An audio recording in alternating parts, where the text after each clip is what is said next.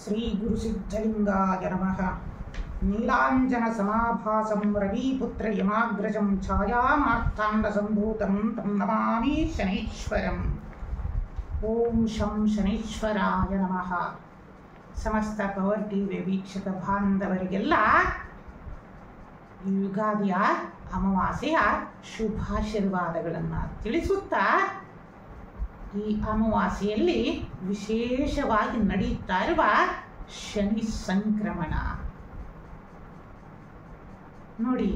ದಯಾಮಯನಾದ ಕರುಣಾಮಯನಾದ ಶ್ರೀ ಶನೀಶ್ವರ ಸ್ವಾಮಿ ಕುಂಭರಾಶಿಯಿಂದ ಮೀನರಾಶಿಗೆ ಪ್ರಯಾಣವನ್ನು ಮಾಡ್ತಾ ಇರುವ ಶುಭ ಸಂದರ್ಭ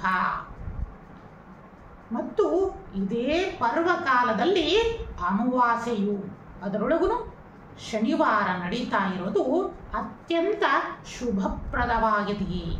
ಈ ದಿನದಲ್ಲಿ 6 ಗ್ರಹಗಳು ಮೀನರಾಶಿಯಲ್ಲಿ ಸಂಯೋಗವಾಗ್ತಾ ಇದೆ. ಈ ಎಲ್ಲ ಯೋಗಗಳಿಂದ ನೋಡಿ, ಶನಿ ಸಂಕ್ರಮಣ, ಅಮಾವಾಸ್ಯೆ, 6 ಗ್ರಹಗಳ ಸಂಯೋಗದಿಂದ ಯಾವ ಫಲಗಳನ್ನು ನಾವು ಪಡೆಯಬಹುದು. ಇಂತಹ ಶುಭ ಸಂದರ್ಭದಲ್ಲಿ ನಾವು ಏನನ್ನ ಮಾಡಬೇಕು? ಶನಿಯ ಈ ಸಂಚಾರದಿಂದ ಯಾವ ಯಾವ ರಾಶಿಗಳಿಗೆ ಶುಭ ಫಲಗಳನ್ನು ನೀಡ್ತಾ ಇದ್ದಾನೆ, ಯಾವ ಯಾವ ರಾಶಿಯವರು ಎಚ್ಚರಿಕೆಯನ್ನು ವಹಿಸಿ ಮತ್ತೆ ಧರ್ಮ ಮಾರ್ಗದ ಕಡೆ ನಡೆಯಬೇಕು. ಹೌದಲ್ಲವಾ ಶಿಷ್ಯಂದಿರೇ? ಎಲ್ಲವನ್ನ ವಿಸ್ತಾರವಾಗಿ ತಿಳಿದುಕೊಳ್ಳೋಣ ಬನ್ನಿ. ಇದೇ ದಿನ ಮತ್ತೊಂದು ವಿಶೇಷ ಏನಪ್ಪ ಅಂತಂದರೆ, ಇದೇ ಅಮಾವಾಸ್ಯೆಯಲ್ಲಿ ಅದೃಶ್ಯ ಸೂರ್ಯಗ್ರಹಣವೂ ನಡೀತಾ ಇದೆ ವೀಕ್ಷಕರೇ. ನೋಡಿ ಎಷ್ಟು ಯೋಗಗಳು ಕೂಡಿ ಬರುತ್ತಾ ಇದೆ. ಇಂತಹ ಯೋಗಗಳನ್ನು ನಾವು ಯಾವ ರೀತಿಯಿಂದ ಸದುಪಯೋಗವನ್ನು ಮಾಡಿಕೊಳ್ತೀವಿ ಅನ್ನೋದು ಭಗವಂತ ನಮಗೆ ಕೊಡ್ತಾ ಇರೋ ಒಂದು ಅವಕಾಶ.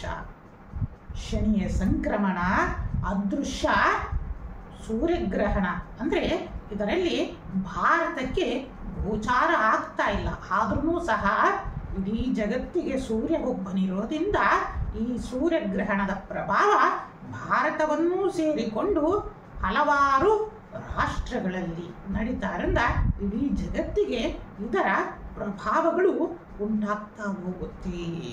ಈ ಗ್ರಹಣದ ಆರಂಭವು 12:30 ಗ್ರಹಣದ ವೇದಿ ಪ್ರಾರಂಭವಾಗೋದ್ರಿಂದ ಆ 12:30 ಆದಷ್ಟು ಗರ್ಭಿಣಿಯರಲ್ಲಿ, ವೃದ್ಧರಿರಲಿ, ಅಶಕ್ತರು ತಾವುಗಳು ಪ್ರಸಾದವನ್ನು ಮುಗಿಸತಕ್ಕದ್ದು. ಗ್ರಹಣದ ಪ್ರಾರಂಭ 2:20 ಪ್ರಾರಂಭವಾಗಿ 4:17 ಮುಕ್ತಾಯಗೊಳ್ಳಲಿದೆ. ಈ ಗ್ರಹಣವು ಸಂಪೂರ್ಣ ಅಮೇರಿಕವನ್ನು ಅಂದರೆ ಉತ್ತರ ಅಮೇರಿಕ ಮತ್ತು ದಕ್ಷಿಣ ಅಮೇರಿಕದ ಸಕಲ ರಾಜ್ಯಗಳನ್ನು ಸೇರಿಕೊಂಡು Asia, Africa, Europe, Atlantic ocean, Arctic ocean ಮತ್ತು ಹಲವಾರು ದೇಶಗಳಲ್ಲಿ ಈ ಗ್ರಹಣದ ಛಾಯೆ ಕಂಡು ಬರ್ತಾ ಹೋಗುತ್ತೆ. ಈ ಗ್ರಹಣದ ಪ್ರಭಾವದಿಂದ ಸಂಪೂರ್ಣವಾಗಿ ಅಮೇರಿಕ ಮತ್ತು ನಾವು ಈಗ ತಿಳಿಸಿರುವ ಎಲ್ಲ ದೇಶಗಳಲ್ಲಿ ಅನೇಕ ರೀತಿಯಿಂದ ತನ್ನ ಪ್ರಭಾವವನ್ನು ತೋರ್ತಾ ಹೋಗುತ್ತೆ. ಅನೇಕ ಕಡೆ ಜಲಪ್ರವಾಹಗಳು, ಸುನಾಮಿಯ ಭೀತಿಗಳು, ಭೂಕಂಪಗಳು, ಜ್ವಾಲಾಮುಖಿಗಳು ಮತ್ತು ಶನಿವಾರ ನಡೀತಾರಿಂದ ಅಗ್ನಿ ಅನಾಹುತಗಳು, ಕಾಡ್ಗಿಚ್ಚುಗಳು, ಅನೇಕ ಭೂಕುಸಿತಗಳು, ನಂತರ ಭಾರತದ ಈಶಾನ್ಯ ಭಾಗದಲ್ಲಿ ಮತ್ತು ಪೂರ್ವ ಭಾಗದಲ್ಲೂ ಸಹ ಭೂಕಂಪಗಳು ಮತ್ತು ವರುಣನ ಆರ್ಭಟಗಳು ಸಹ ಭಾರತಕ್ಕೂ ಪ್ರಭಾವವನ್ನು ಬೀರುತ್ತಾ ಇದ್ದಾನೆ. ಈ ಅಮಾವಾಸ್ಯೆಯಲ್ಲಿ ನಾವು ಏನನ್ನ ಮಾಡಬೇಕು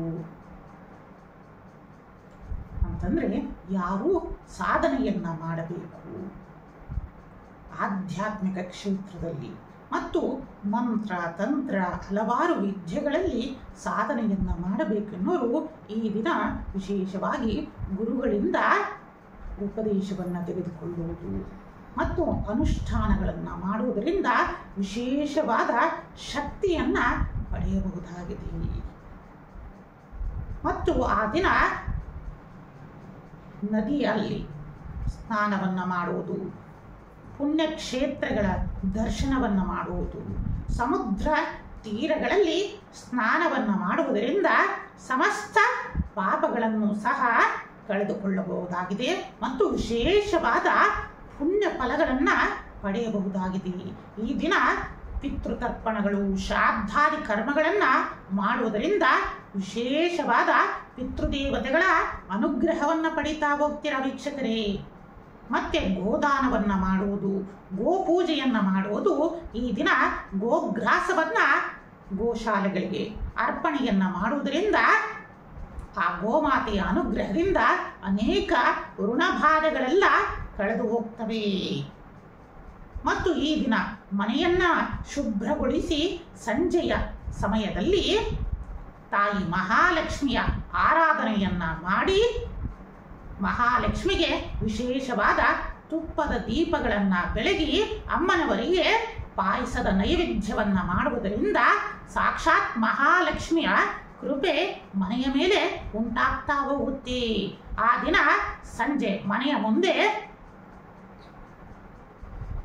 ನಕ್ಷತ್ರಾಕಾರದ ರಂಗವಲ್ಲಿಯನ್ನು ಬರೆದು ವಿಶೇಷವಾಗಿ ನೀಲಿಯ ಬಣ್ಣದಿಂದ ಅಲಂಕಾರವನ್ನು ಮಾಡಿ ಪಂಚದೀಪಗಳನ್ನು ಬೆಳಗಿಸಿ ಸ್ವಾಮಿ ಶನೇಶ್ವರನನ್ನು ಪ್ರಾರ್ಥನೆಯನ್ನು ಮಾಡಬೇಕು. ಏಕೆಂದರೆ ಸಂಜೆಯಿಂದ ಶನಿ ಸಂಕ್ರಮಣ ಪ್ರಾರಂಭವಾಗುತ್ತೆ. ಆದ್ದರಿಂದ ಬೆಳಗಿನಿಂದ ಉಪವಾಸವನ್ನು ಮಾಡಿ ಸ್ವಾಮಿಗೆ ಶ್ರದ್ಧಾ ಭಕ್ತಿಗಳಿಂದ ಏಕಾಗ್ರ ಚಿತ್ತೆಯಿಂದ ಸ್ವಾಮಿಗೆ ಶರಣು ಹೋಗಿ ಸಂಜೆ ಪಂಚದೀಪಗಳನ್ನು ಬೆಳಗಿಸಿ ಸ್ವಾಮಿಯ ಅನುಗ್ರಹವನ್ನು ಪಡೆಯಿರಿ. ಏಕೆಂದರೆ ಸ್ವಾಮಿ ಕುಂಭರಾಶಿಯಿಂದ ಗುರುವಿನ ರಾಶಿಯಾದ ಬೃಹಸ್ಪತಿಯ ಮನೆಯಾದ ಮೀನ ರಾಶಿಗೆ ಬರುತ್ತಾ ಇರೋದು ಎಷ್ಟು ಪುಣ್ಯ. ಇಂತಹ ಸಮಯದಲ್ಲಿ ನಾವುಗಳು ಸಹ ಆ ಸ್ವಾಮಿಯ ಶನೇಶ್ವರನ ಆರಾಧನೆಯನ್ನು ಮಾಡುವುದರಿಂದ ವಿಶೇಷವಾದ ಫಲವನ್ನು ಹೊಂದ್ತಾ ಹೋಗ್ತೀವಿ.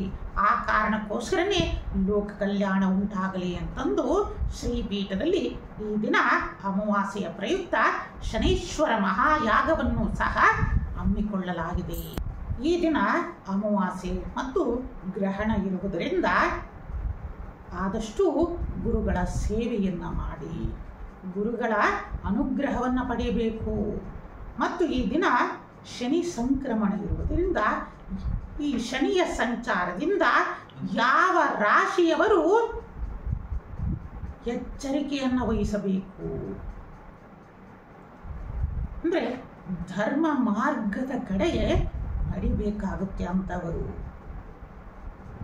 ಯಾಪ ಆ ರಾಶಿಗಳು ಅಂತಂದರೆ ವೀಕ್ಷಕರೇ ಕೆಲವೊಂದನ್ನ ನೋಟ್ ಮಾಡಿಕೊಳ್ಳಿ. ಕುಂಭರಾಶಿಯಿಂದ ಮೀನ ರಾಶಿಗೆ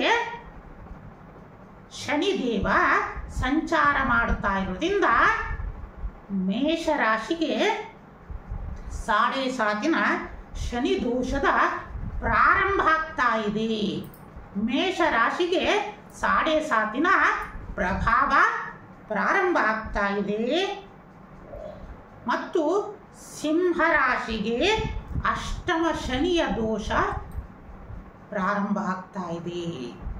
ಸಿಂಹರಾಶಿಗೆ ಅಷ್ಟಮ ಶನಿಯ ದೋಷ ಪ್ರಾರಂಭ ಆಗ್ತಾ ಇದೆ. ಕನ್ಯಾ ರಾಶಿಗೆ ಸಪ್ತಮ ಶನಿ ದೋಷ ಪ್ರಾರಂಭ. ವೃಶ್ಚಿಕ ರಾಶಿಗೆ ಪಂಚಮ ಶನಿ ದೋಷ ಪ್ರಾರಂಭ. ಧನುರ್ರಾಶಿಗೆ ಅರ್ಧಾಷ್ಟಮ ಶನಿ ದೋಷ ಪ್ರಾರಂಭ ಆಗ್ತಾ ಇದೆ. ಮಕರ ರಾಶಿಯವರಿಗೆ ಈ 7.5 ಶನಿ ದೋಷದಿಂದ ಮುಕ್ತಾಯ ಆಗ್ತಾ ಇದೆ. ಇಷ್ಟು ವರ್ಷಗಳು ಮಕರ ರಾಶಿಯವರು ಅಷ್ಟೊಂದು ಕಷ್ಟವನ್ನು ಪಟ್ಟಿದ್ದಾರೆ. ಆದ್ದರಿಂದ ಈ ದಿನ ಮಕರ ರಾಶಿಯವರಿಗೆ ಸಾಡೆ ಸಾತಿನ ಪ್ರಭಾವ ಮುಕ್ತಾಯಗೊಳ್ಳಲಿದೆ. ಕುಂಭ ರಾಶಿಗೆ ಅಂತಿಮ ಅಂದರೆ 4ನೇ ಚರಣದ ಸಾಡೆ ಸಾತಿನ ದೋಷದ ಪ್ರಾರಂಭ ಆಗ್ತಾ ಇದೆ. ಇನ್ನು ಮೀನ ರಾಶಿಗೆ ಜನ್ಮ ಸಾಡೆ ಸಾತಿನ ಶನಿ ದೋಷ ಪ್ರಾರಂಭ ಆಗ್ತಾ ಇದೆ. ಆದ್ದರಿಂದ ಪ್ರತಿಯೊಬ್ಬ ರಾಶಿಯವರೂ ಸಹ ಏನಪ್ಪ ಮಾಡಬೇಕು ಅಂತಂದರೆ ಗುರುವಾಣಿಯಂತೆ ನಿಮ್ಮ ಗುರುಗಳ ವಾಣಿಯಂತೆ ಧರ್ಮ ಮಾರ್ಗದಲ್ಲಿ ನಡೆಯುವುದರಿಂದ ಖಂಡಿತ ನಿಮಗೆ ಆ ಶನಿದೇವರ ಅನುಗ್ರಹ ಉಂಟಾಗಲಿದೆ ವೀಕ್ಷಕರೇ. ಆದ್ದರಿಂದ ನಿಮಗೆ ತಿಳಿಸ್ತಾ ಇದ್ದೀನಿ, ಏಕೆಂದರೆ ಸಾಡೆ ಸಾತಿನ ಪ್ರಭಾವ ಬಂದುಬಿಡ್ತು, ನಮಗೇನು ಯಾವುದೂ ಇಲ್ಲ. ಸ್ವಾಮಿ ಶನೀಶ್ವರ ನಮ್ಮನ್ನ ಏನಪ್ಪ ಮಾಡ್ತಾನೆ ಅಂತಂದರೆ ಶಿಸ್ತನ್ನು ಕಲಿಸ್ತಾನೆ. ಜೀವನದಲ್ಲಿ ಒಂದು ಶಿಸ್ತಿನ ಪಾಠವನ್ನ ನಮಗೆ ತಿಳಿಸ್ತಾ ಹೋಗ್ತಾನೆ. ಧರ್ಮ ಮಾರ್ಗದಲ್ಲಿ ನಡೀಲಿಕ್ಕೆ ಪ್ರೇರೇಪಣೆಯನ್ನ ಮಾಡ್ತಾ ಹೋಗ್ತಾನೆ. ಜೀವನದ ಪಾಠವನ್ನ ಸ್ವಾಮಿ ನಮಗೆ ಕಲಿಸ್ತಾ ಹೋಗ್ತಾನೆ. ಆದ್ದರಿಂದ ನಾವುಗಳು ಗುರುಗಳಿಗೆ ಶರಣಾಗತರಾದರೆ ಇವೆಲ್ಲ ಪಾಠಗಳನ್ನು ಒಬ್ಬ ಶಿಷ್ಯನಾಗಿ ನೀವುಗಳು ಸಹ ಕಲಿಯುವುದರಿಂದ ಆ ಪರಮಾತ್ಮ ನಿಮ್ಮ ಮೇಲೆ ಅನುಗ್ರಹವನ್ನು ಕೊಡ್ತಾ ಹೋಗ್ತಾನೆ ವೀಕ್ಷಕರೇ. ಆದ್ದರಿಂದ ಅನೇಕ ತಂತ್ರಸಾರಗಳಲ್ಲಿ ನಮ್ಮ ಹಿಂದಿನ ಗುರುಗಳು ಬರೆದಿಟ್ಟಿರುವ ಅನೇಕ ತಂತ್ರಸಾರಗಳಲ್ಲಿ ಸ್ವಾಮಿ ಶನೀಶ್ವರನೇ ಹೇಳಿದ್ದಾರೆ, ಯಾರು ಗುರುವಾಣಿಯಂತೆ ನಡೆದು ಧರ್ಮ ಮಾರ್ಗದಲ್ಲಿ ನಡೀತಾ ಇರ್ತಾರೆ, ಧರ್ಮ ಕಾರ್ಯಗಳನ್ನು ಮಾಡ್ತಾ ಇರ್ತಾರೆ, ಅಂಥವರಿಗೆ ಸದಾ ಶನೀಶ್ವರನ ಅನುಗ್ರಹದಿಂದ ಶುಭ ಲಾಭಗಳೇ ಉಂಟಾಗ್ತವೆ ಅಂತಂದು ಸ್ವಾಮಿನೇ ಅನುಗ್ರಹವನ್ನು ಮಾಡಿದ್ದಾರೆ. ಆದ್ದರಿಂದ ಯಾರೂ ಸಹ ಭಯಭೀತಿಗೊಳ್ಳದೆ ಏನಪ್ಪ ಮಾಡಬೇಕು ಅಂತಂದರೆ ನಾವು ಇಂದಿನಿಂದನಾದ್ರೂ ಶ್ರದ್ಧೆ, ಭಕ್ತಿ ಮತ್ತು ಜೀವನದಲ್ಲಿ ಒಂದು ಶಿಸ್ತನ್ನು ಸಕಲ ರಾಶಿಯವರೂ ಸಹ ರೂಢಿಸ್ಕೋಬೇಕು. ಯಾಕಂದರೆ ಪ್ರತಿಯೊಬ್ಬ ಇನ್ನೊಬ್ಬ ರಾಶಿಯವರು ಇನ್ನೊಂದು ರಾಶಿಯನ್ನು ನೋಡೋದು, ಓ ನನ್ನ ರಾಶಿದು ಮುಗೀತು, ಇನ್ನು ಮುಂದೆ ನಾನು ಫ್ರೀ ಆದೆ, ನಾನು ಏನು ಬೇಕಾದ್ರೂ ಮಾಡ್ಬೋದು, ಓ ಆ ರಾಶಿಯೆಲ್ಲ ಅವರು ಅನುಭವಿಸ್ತಾರೆ ಅಂತಂದು ಎಷ್ಟೋ ನೀವು ಉದಾಹರಣೆಯನ್ನು ನೀವು ನೋಡ್ತಾ ಇರ್ತೀರ ಸಮಾಜದಲ್ಲಿ, ಹೌದಲ್ಲ ವೀಕ್ಷಕರೇ? ಅಂತಹ ಭಾವನೆಯನ್ನು ನಾವು ಬಿಡಬೇಕು. ಸಕಲರಿಗೂ ಒಳ್ಳೆಯದನ್ನೇ ಯೋಚನೆಯನ್ನು ಮಾಡುವ ಗುಣಾದಿಗಳನ್ನು ನಾವು ಬೆಳೆಸಿಕೊಳ್ಬೇಕು. ಆಗ ಮಾತ್ರ ಆ ಪರಮಾತ್ಮ ಶನೀಶ್ವರನ ಅನುಗ್ರಹ ನಮ್ಮ ಮೇಲೆ ಉಂಟಾಗ್ತಾ ಹೋಗುತ್ತೆ. ಆದ್ದರಿಂದ ಈ ದಿನ ನಾವು ಏನಪ್ಪ ಮಾಡಬೇಕು ಅಂತಂದರೆ ಎಳ್ಳನ್ನು ದಾನವನ್ನು ಮಾಡುವುದು, ನೀಲಿಯ ಬಟ್ಟೆಗಳನ್ನು ದಾನವನ್ನು ಮಾಡುವುದು ಮತ್ತು ಎಳ್ಳೆಣ್ಣೆಯನ್ನು ತಿಲವನ್ನ ಸಮೇತ ದಾನವನ್ನ ಮಾಡುವುದರಿಂದ ಎಲ್ಲ ಶನಿ ದೋಷಗಳಿಂದ ಬಿಡುಗಡೆಯನ್ನು ಹೊಂದ್ತಾ ಹೋಗ್ತೀರಾ. ಆದಷ್ಟು ನಾವುಗಳು ಪ್ರಾಯಶ್ಚಿತ್ತ, ಮಾನಸಿಕವಾಗಿ ಪ್ರಾಯಶ್ಚಿತ್ತವನ್ನು ತೆಗೆದುಕೊಳ್ಳಬೇಕು. ಅದಕ್ಕೋಸ್ಕರ ನಾವು ಹೇಳ್ತಾ ಇರ್ತೀವಿ, ಎಷ್ಟೋ ನಮ್ಮ ಯಾಗ ಯಜ್ಞದಲ್ಲಿ ತಿಳಿಸ್ತೀವಿ, ನೀವುಗಳು ಸಹ ನೋಡಿರಬಹುದು. ಯಾಕಂತಂದ್ರೆ ನಾವು ಕೇಳ್ತಾ ಇರ್ತೀವಿ, ನಾವು ಯಾಗದಲ್ಲಿ ಭಾಗವಹಿಸಬೇಕಾದ್ರೆ ನಮ್ಮ ಆಂತರಿಕವಾಗಿಯೂ ಶುದ್ಧಿಯನ್ನು ಪಡೆದಿರಬೇಕು. ಆಗ ಮಾತ್ರ ನಾವು ಆ ಯಾಗದ ಯಜ್ಞದ ಫಲವನ್ನು ಪಡೀಲಿಕ್ಕೆ ಅರ್ಹರಾಗ್ತೀವಿ. ಇಲ್ಲ ಅಂತಂದರೆ ಮನಸ್ಸಿನಲ್ಲಿ ಅಶುದ್ಧತೆಯನ್ನು ಇಟ್ಟುಕೊಂಡು ನಾವು ಎಂತಹ ಪುಣ್ಯಕ್ಷೇತ್ರ ಆಗಲಿ ಪುಣ್ಯ ನದಿಗಳಾಗಲಿ ಮಿಂದೆದ್ದರೂ ಸಹ ನಮ್ಮ ಪ್ರಾರಬ್ಧ ನಮ್ಮನ್ನು ಬಿಡೋದೇ ಇಲ್ಲ. ಆದ್ದರಿಂದ ನಾವು ಕೆಲವೊಂದು ಸಲ ತಿಳಿಸಿದ್ದೀವಿ, ಲಕ್ಷಾಂತರ ಶಿಷ್ಯರಿಗಿಂತ ಲಕ್ಷಗೊಟ್ಟು ಕೇಳುವ ಒಬ್ಬ ಶಿಷ್ಯನಿಂದಲೂ ಮಠವನ್ನು ನಿರ್ಮಾಣ ಮಾಡಬಹುದು ಅಂತಂದು. ಯಾಕಪ್ಪ ಅಂತಂದರೆ ಶಿಷ್ಯರಲ್ಲಿ ಆಂತರಿಕ ಶುದ್ಧಿಯಾಗಿ ಉಂಟಾಗಬೇಕು. ಆಗ ಮಾತ್ರ ಪರಿಪೂರ್ಣತೆಯ ಅನುಗ್ರಹ ಗುರುವಿನಿಂದ ನಿಮಗೆ ಸಿಗ್ತಾ ಹೋಗುತ್ತೆ. ಇಲ್ಲ ಅಂತಂದರೆ ಯಾವ ಭಾವನೆ ಬರುತ್ತೆ ಅಂತಂದರೆ, ನಾನು ಅಲ್ಲಿ ಹೋಗಿದ್ದೆ, ಕಾಶಿಗೆ ಹೋಗಿದ್ದೆ, ರಾಮೇಶ್ವರಕ್ಕೆ ಹೋದೆ, ಅಲ್ಲಿ ಹೋದೆ, ಇಲ್ಲಿ ಹೋದೆ, ಎಲ್ಲಿ ಹೋದರೆ ಏನು ಪ್ರಯೋಜನ? ನಿನ್ನ ಆಂತರಿಕ ಅಶುದ್ಧತೆಯನ್ನು ಇಟ್ಟುಕೊಂಡು. ಹೌದಲ್ಲ ವೀಕ್ಷಕರೇ? ಮೊದಲು ನಾವು ಆ ಆಶೀರ್ವಾದವನ್ನು ಪಡೆಯಬೇಕು ಅಂತಂದರೆ ನಮ್ಮ ಹೃದಯ ನಿರ್ಮಲವಾಗಿ ಆ ಗುರುವನ್ನು ಹಂಬಲಿಸಬೇಕು. ಆಗ ಮಾತ್ರ ಆ ಪರಿಪೂರ್ಣತೆಯ ಅನುಗ್ರಹ ನಮಗೆ ಉಂಟಾಗ್ತಾ ಹೋಗುತ್ತೆ. ಆದ್ದರಿಂದ ಯಾಕೆ ನಿಮಗೆ ಇದನ್ನೆಲ್ಲ ತಿಳಿಸಿದೆ ಅಂತಂದರೆ, ಕೆಲವೊಂದು ಸಾಡೆ ಸಾತಿನಿಂದ ಹೀಗೆ ಭಯ ಆಗುತ್ತೆ, ಹಾಗೆ ಭಯ ಆಗುತ್ತೆ ಅಂತಂದು ಅರ್ಧ ನೀವು ಭಯಗೊಂಡು ಜೀವನದಲ್ಲಿ ಜಿಗುಪ್ಸೆಯನ್ನು ಹೋಗ್ತೀರಾ. ಆದ್ದರಿಂದ ಭಯ ಬೇಡ. ಅದಕ್ಕೋಸ್ಕರನೇ ಪ್ರತಿಯೊಬ್ಬ ವೀಕ್ಷಕರಿಗೂ ಶುಭವಾಗಲಿ ಅಂತಂದು ನಿಮ್ಮ ಮುಂದೆ ಸತ್ಯ ದರ್ಶನವನ್ನು ಮಾಡಿಸಿದ್ದೀನಿ. ಯಾಕಂದರೆ ಆಂತರಿಕ ಶುದ್ಧಿಯನ್ನು ಪಡೆಯದಲೇ ನಾವು ಎಷ್ಟೇ ಯಾಗ, ಯಜ್ಞ, ಹೋಮಾದಿಗಳನ್ನು, ಜಪತಪಾದಿಗಳನ್ನು ಮಾಡಿದ್ರೂ ಸಹ ಅದು ವ್ಯರ್ಥವಾಗುತ್ತದೆ. ಇದನ್ನು ಮನಗೊಂಡು, ಆದ್ದರಿಂದ ನಿಮ್ಮೆಲ್ಲ ವೀಕ್ಷಕ ಬಾಂಧವರಿಗೆ ಮತ್ತು ಭಕ್ತರಿಗೆ ಮತ್ತು ಶಿಷ್ಯರ ಅಭಿವೃದ್ಧಿಗೋಸ್ಕರ ನಿಮ್ಮೆಲ್ಲರ ಒಳಿತಿಗಾಗಿ ಶ್ರೀ ಶನೇಶ್ವರ ಯಜ್ಞವನದಲ್ಲಿ ನಿಮ್ಮೆಲ್ಲರಿಗೂ ಶುಭ ಉಂಟಾಗಲಿ, ಸ್ವಾಮಿಯ ಅನುಗ್ರಹವನ್ನು ಮಾಡಲಿ ಅಂತಂದೇಳಿ ನಿಮ್ಮೆಲ್ಲರಿಗೋಸ್ಕರನೂ ಸಹ ನಾವುಗಳು ಪ್ರಾರ್ಥನೆಯನ್ನು ಮಾಡ್ತಾ ಇದ್ದೀವಿ. ಹಾಗಾದರೆ ನೀವು ಶನಿಯ ಸಂಚಾರದ ಬಗ್ಗೆ, ಸಾಡೆ ಸಾತಿನ ಬಗ್ಗೆ ತಿಳ್ಕೊಂಡ್ರ. ಹಾಗಾಗಿ ಈಗ ಈ ರಾಶಿಯವರು ಏನಪ್ಪ ಮಾಡಬೇಕು, ಯಾವ ಸರಳ ಉಪಾಯಗಳನ್ನು ಮಾಡುವುದರಿಂದ ಈ ಎಲ್ಲ ಸಾಡೆ ಸಾತಿನ ಪ್ರಭಾವದಿಂದ ನಾವು ಪಾರಾಗಬಹುದು? ಹೌದಲ್ಲ ವೀಕ್ಷಕರೇ? ಯಾಕಂದರೆ ಈ ಶನೀಶ್ವರ ಸ್ವಾಮಿ ಒಂದು ರಾಶಿಯಿಂದ ಇನ್ನೊಂದು ರಾಶಿಗೆ ಬದಲಾವಣೆ ಆಗಬೇಕು ಅಂತಂದರೆ 2.5 ವರ್ಷ ತೆಗೆದುಕೊಳ್ತಾ ಹೋಗ್ತಾನೆ. ಹೀಗೆ ಅವನು ಆ 12 ರಾಶಿಗಳನ್ನು ಕ್ರಮವಾಗಿ ಚಲಿಸುತ್ತಾ ನಿರಂತರವಾಗಿ, ಅದಕ್ಕೋಸ್ಕರನೇ ಅವನನ್ನು ನಾವು ನ್ಯಾಯಮೂರ್ತಿ, ಧರ್ಮಾಧಿಕಾರಿ ಅಂತಂದು ಕರಿತೀವಿ. ಏಕೆಂದರೆ ನ್ಯಾಯದಿಂದ ಧರ್ಮ ಸ್ಥಾಪನೆಯನ್ನು ಅವನು ಮಾಡ್ತಾ ಹೋಗ್ತಾನೆ. ಪ್ರತಿಯೊಬ್ಬರಿಗೂ ನ್ಯಾಯವನ್ನು ಕೊಟ್ಟು ಅವರ ಜೀವನದಲ್ಲಿರುವ ಸಕಲ ಸಂಕಷ್ಟಗಳನ್ನು ಕಳೆದು ಒಂದು ಮೂರ್ತಿಯನ್ನಾಗಿ ಮಾಡಿ ಹೋಗ್ತಾನೆ ಆ ಕರುಣಾಮಯ. ಆದ್ದರಿಂದ ನಾವುಗಳು ಸಹ ಜೀವನದಲ್ಲಿ ಶಿಸ್ತನ್ನು ಅಳವಡಿಸಿಕೊಳ್ಳಬೇಕು. ಅದು ಮೊದಲನೆಯ ತತ್ವ. ಯಾಕೆ ಸಿದ್ಧಲಿಂಗ ಶಿವಾಚಾರ್ಯ ಸ್ವಾಮಿಗಳು ಕೆಲವೊಂದು ಪರಿಹಾರವನ್ನು ಹೇಳಿದಲ್ಲಿ ಯಾಕೆ ಹೇಳ್ತಾ ಇದ್ದಾರೆ ಅಂತಂದರೆ, ಶನೀಶ್ವರ ನಮಗೆ ಹೇಳೋ ತತ್ವ ಮೊದಲನೇದೇ ಶಿಸ್ತು. ಜೀವನದಲ್ಲಿ ಶಿಸ್ತನ್ನು ಕಲಿಯಬೇಕು.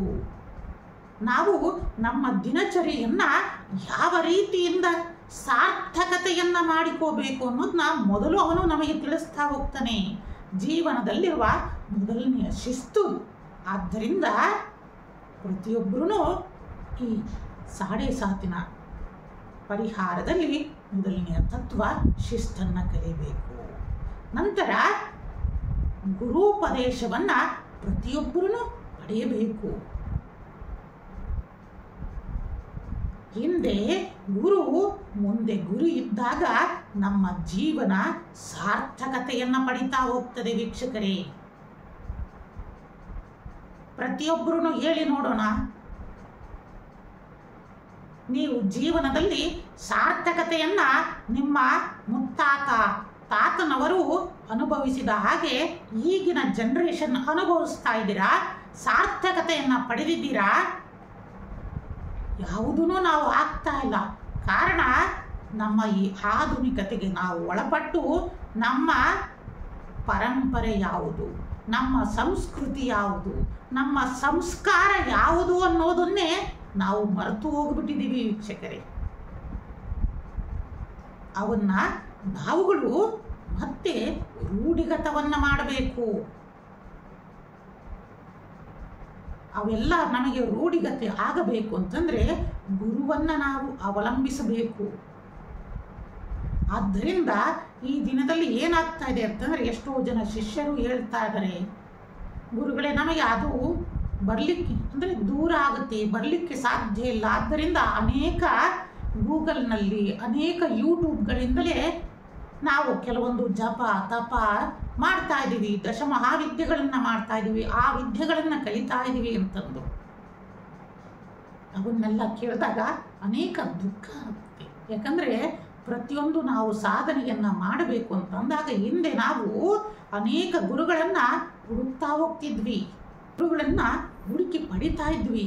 ಹೇಗೆ ನಮಗೆ ಹೊಟ್ಟೆ ಹಸುವೆ ಆದಾಗ ಆ ಹಸುವನ್ನು ನೀಗಿಸಲು ನೀವು ಪ್ರಯತ್ನ ಮಾಡ್ತಿರೋ ಇಲ್ವೋ? ಒಂದು ಮಗು ಇರಲಿ, ತನಗೆ ಅದು ಮಾತಾಡ್ಲಿಕ್ಕೆ ಬರಲಿಲ್ಲ ಅಂದ್ರೂ ತಾನು ಅಳುತ್ತೆ, ಅಮ್ಮ ಅಂತಂದು ಕರೆಯುತ್ತೆ. ಹಾಗೆ ಜಗನ್ಮಾತೆಯಾದ ಅವಳನ್ನೂ ಸಹ ನಾವು ಕರಿಬೇಕು ಅಂತಂದರೆ ಆ ಗುರುವಿನ ಮೂಲಕ ಒಂದು ಮಾರ್ಗ ಇದೆಯಲ್ಲ, ಅದನ್ನು ನಾವು ಅವಲಂಬಿಸ್ತಾ ಇದ್ದೀವ? ಪ್ರತಿಯೊಬ್ಬ ಯೋಚಿಸಿ ನೋಡಿ, ಯಾರು ಪಡೆದಿದ್ದೀರಾ ಉತ್ತಮವಾದ ಗುರುಗಳನ್ನು ನಿಮ್ಮ ಜೀವನದಲ್ಲಿ? ಅವೆಲ್ಲದನ್ನು ನಾವು ಅಳವಡಿಸಿಕೊಳ್ಬೇಕು. ಆಗ ಮಾತ್ರ ನಮ್ಮ ಜೀವನದಲ್ಲಿ ಸಾರ್ಥಕತೆಯ ಒಂದು ಜ್ಯೋತಿ ಬೆಳಗ್ತಾ ಹೋಗುತ್ತೆ. ಆದ್ದರಿಂದ ನಾವುಗಳು ಇನ್ನು ಮುಂದೆ ಗುರುವನ್ನು ಪಡೆಯಬೇಕು. ಈ ಎಲ್ಲ ಮಾಧ್ಯಮಗಳು ಇರಲಿ, ಈ ಇಂಟರ್ನೆಟ್ ಇರಲಿ, ಯೂಟ್ಯೂಬ್ ಇರಲಿ, ಯಾವುದೇ ಒಂದಿರಲಿ, ಆದರೆ ಯಾವುದನ್ನು ನಾವು ಪ್ರತಿಯೊಂದನ್ನು ಗುರುಗಳ ಮೂಲಕ ನಮ್ಮ ಸಂಶಯಗಳನ್ನು ಪರಿಹರಿಸಿಕೊಂಡು ಅವರು ಕೊಟ್ಟಿರುವ ಮಾರ್ಗದಲ್ಲಿ ನಡೆದಾಗ ಮಾತ್ರ ನಮಗೆ ಗುರುವಿನ ಕಾರುಣ್ಯ ದೊರೀತಾ ಹೋಗುತ್ತೆ. ನೋಡಿ, ಎಲ್ಲಿಯ ಆದಿಶಂಕರರು ಕಾಲಟಿಯಲ್ಲಿ ಸಂಚಾರವನ್ನು ಮಾಡುತ್ತಾ ಅನೇಕ ಆಗಿನ ಕಾಲದಲ್ಲಿ ಯಾವುದೂ ಸಹ ಇಲ್ಲ ಸಂಚಾರ ವ್ಯವಸ್ಥೆಗೆ. ಈಗಿನಾಗೆ ಕಾರಿಲ್ಲ, ವೆಹಿಕಲ್ ಇಲ್ಲ, ಬಸ್ಸಿಲ್ಲ.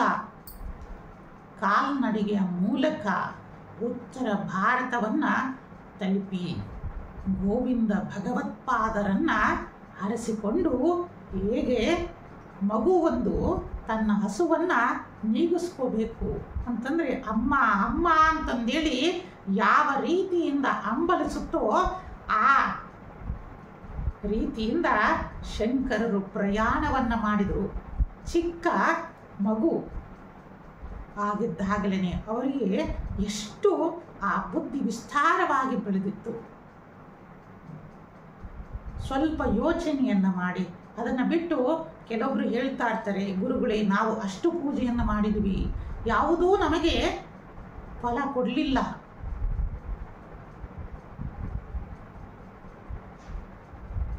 ಅದನ್ನು ಮುಂದೆ ತಿಳಿಸ್ತಾ ಹೋಗ್ತೀವಿ. ಆದರೆ ನಾವು ಯಾವ ರೀತಿಯಿಂದ ಗುರುವನ್ನು ಪಡೆದಿದ್ದೀವಿ ಅನ್ನೋದಕ್ಕೋಸ್ಕರನೇ ಇವನ್ನೆಲ್ಲ ತಿಳಿಸ್ತಾ ಇದ್ದೀವಿ ವೀಕ್ಷಕರೇ.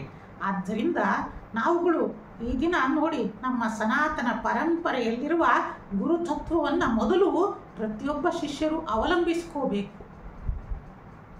ನಂತರನೇ ಸಾಧನೆ ಎಲ್ಲದನ್ನೂ ಮಾಡಿದಾಗ ಆ ದೇವಾನುದೇವತೆಗಳ ಅನುಗ್ರಹ ನಮಗೆ ಉಂಟಾಗ್ತಾ ಹೋಗಿ ಕೊನೆಯಲ್ಲಿ ಮುಕ್ತಿ ಎಂಬ ಪದದಡಿಗೆ ನಾವು ನಡೀತಾ ಹೋಗ್ತೀವಿ. ನಮ್ಮ ಆತ್ಮ ಸಾಕ್ಷಾತ್ಕಾರವನ್ನು ಪಡಿತಾ ಹೋಗ್ತೀವಿ. ಈ ಎಲ್ಲ ಪಾಠವನ್ನು ನಮಗೆ ಶನೇಶ್ವರ ಕೊಡ್ತಾ ಹೋಗ್ತಾನೆ. ನಮ್ಮನ್ನ ಒಂದು ಮೂರ್ತಿಯನ್ನಾಗಿಸ್ತಾನೆ. ವೀಕ್ಷಕರೇ, ಆದ್ದರಿಂದ 7:30ನಲ್ಲಿ ನಾವು ಏನಪ್ಪ ಮಾಡಬೇಕು ಅಂತಂದರೆ ಮೊದಲು ಶಿಸ್ತನ್ನು ಕಲಿಯೋಣ, ಗುರುವನ್ನು ಅವಲಂಬಿಸಿ ಬನ್ನಿ ವೀಕ್ಷಕರೇ. ನಾನು ಕೆಲವೊಂದು ಈ ರಾಶಿಯವರಿಗೆ ಒಂದು ಸರಳ ಉಪಾಯವನ್ನು ನೀಡ್ತಾ ಇದ್ದೀನಿ.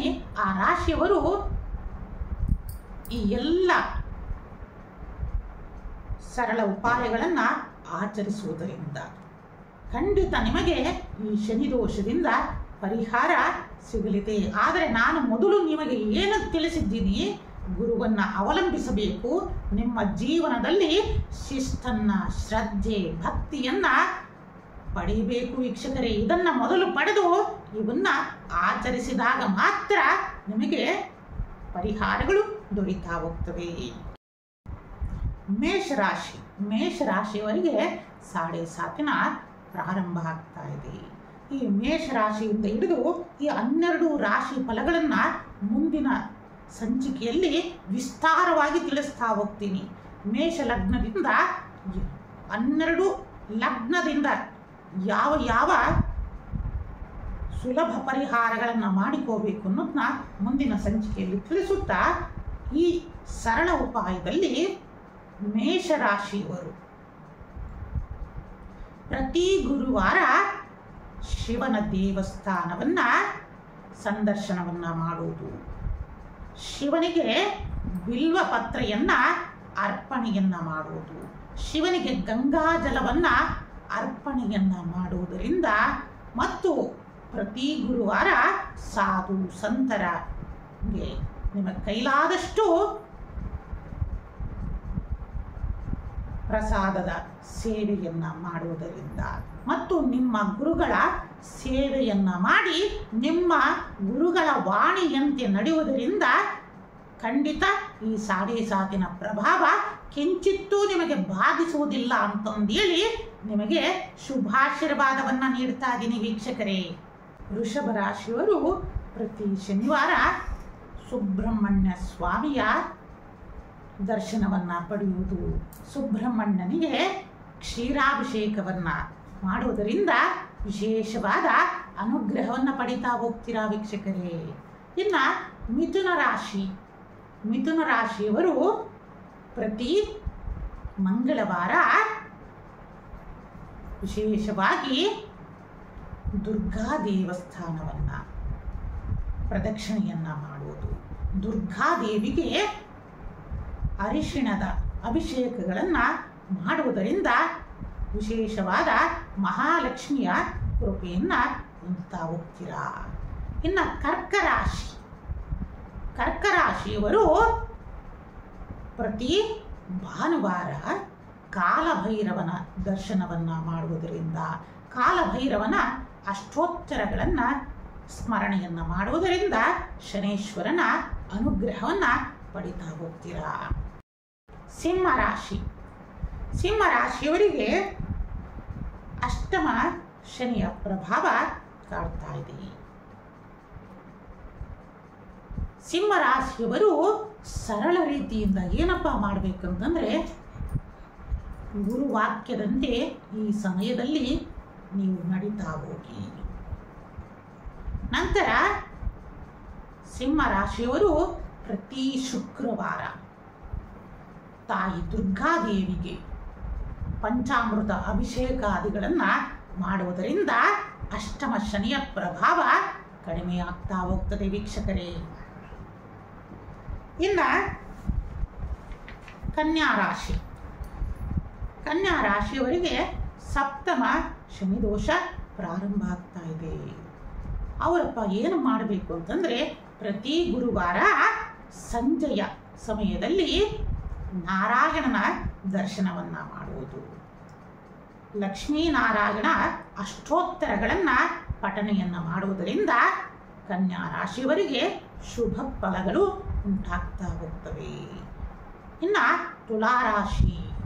ತುಲಾರಾಶಿಯವರು ಪ್ರತಿ ಬುಧವಾರ ಸಂಜೆಯ ಸಮಯದಲ್ಲಿ ಸುಬ್ರಹ್ಮಣ್ಯ ಅಷ್ಟೋತ್ತರವನ್ನ ಪಠನೆಯನ್ನ ಮಾಡುವುದರಿಂದ ವಿಶೇಷವಾದ ಲಾಭಗಳನ್ನು ಪಡಿತಾ ಹೋಗ್ತೀರಾ ವೀಕ್ಷಕರೇ.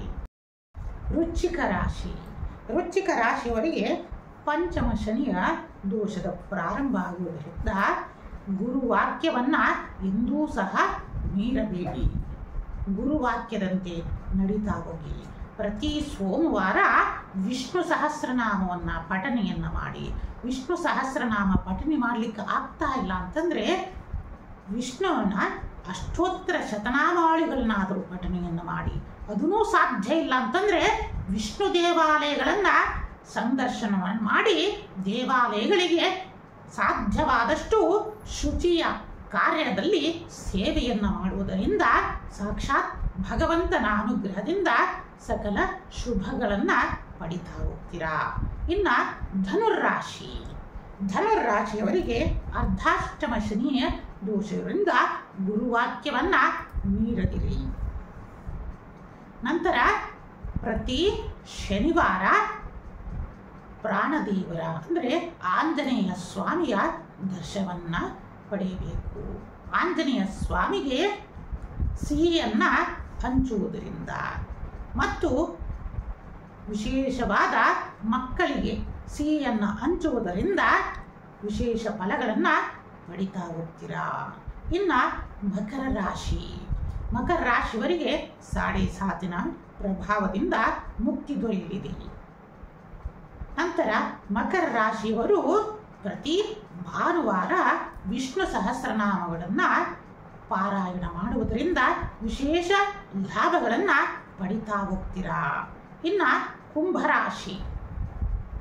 ಕುಂಭರಾಶಿಯವರು ಪ್ರತಿ ಮಂಗಳವಾರ ಮಹಾಲಕ್ಷ್ಮಿಯ ಅಷ್ಟೋತ್ತರಗಳನ್ನು ಪಠಣೆಯನ್ನು ಮಾಡುವುದು, ಹಿರಿಯರಿಗೆ ವಸ್ತ್ರದಾನಗಳನ್ನು ಮಾಡುವುದರಿಂದ, ಗುರುವಾಣಿಯಂತೆ ನಡೆಯುವುದರಿಂದ ಈ ಎಲ್ಲ ಸಾಡೆ ಸಾತಿನ ಪ್ರಭಾವದಿಂದ ಪರಿಹಾರವನ್ನು ಹೊಂದ್ತಾ ಹೋಗ್ತೀರಾ. ಇನ್ನು ಮೀನರಾಶಿಯವರು ಪ್ರತಿ ಶುಕ್ರವಾರ ಲಲಿತಾ ಅಷ್ಟೋತ್ತರಗಳನ್ನು ಪಠಣೆಯನ್ನು ಮಾಡುವುದರಿಂದ, ಶ್ರೀಚಕ್ರಗಳ ದರ್ಶನವನ್ನು ಮಾಡುವುದರಿಂದ ಈ ಜನ್ಮಶನಿಯ ದೋಷದಿಂದ ಪರಿಹಾರವನ್ನು ಹೊಂದುತ್ತಾ ಹೋಗ್ತೀರಾ. ಆದರೂ ಮೀನರಾಶಿಯವರು ಗುರುವಾಣಿಯನ್ನು ಎಂದೂ ಮೀರದಲೇ ಗುರುವಾಕ್ಯದಂತೆ ನಡೆಯುತ್ತಾ ಹೋದಾಗ ಮಾತ್ರ ನಿಮಗೆ ಶುಭ ಫಲಗಳು ಕಾಣಿಸ್ತಾ ಹೋಗ್ತೀವಿ.